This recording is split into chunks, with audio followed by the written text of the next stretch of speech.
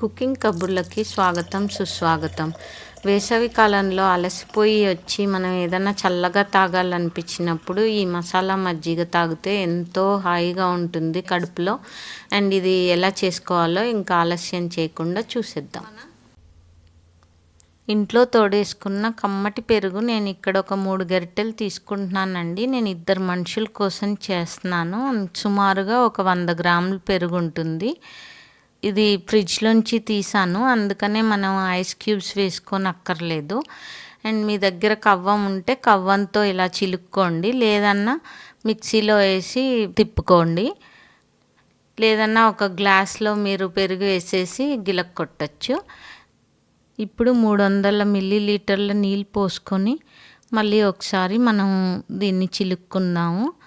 కొంచెం ఇలా నురుగులాగా వస్తుంది కదండి, అప్పుడు మజ్జిగ కమ్మగా ఉంటుంది. అందుకని ఆ నురుగు వచ్చే వరకు తిప్పుకోండి.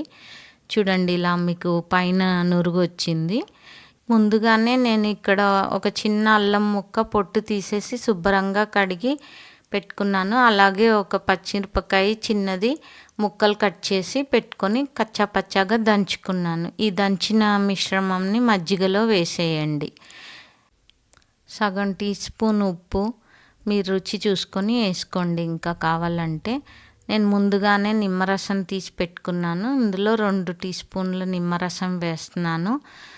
కొంచెం వేయించి పౌడర్ చేసుకున్న జీలకర్ర పౌడరు కొద్దిగా వేస్తున్నాను. ఓ చిటికెడు అనుకోండి, చిటికెడు వేసేసి ఒక చిటికెడు శొంఠి వేస్తున్నాను. ఇది ఏం లేదండి, ఎండిన అల్లం ఉంటుంది కదా, దాన్ని పౌడర్ చేసుకున్నాను. ఇది కూడా వేసేసి ఇప్పుడు ఇవన్నీ బాగా కలుపుకోండి మళ్ళీ ఒకసారి. ఇప్పుడు చివరిగా మనం ముందుగా కట్ చేసి పెట్టుకున్న కొత్తిమీర వేసేసి ఒకసారి కలుపుకోండి. ఇంకా ఫైనల్గా ఏంటంటే మనం గ్లాస్లో పోసుకోవడమే.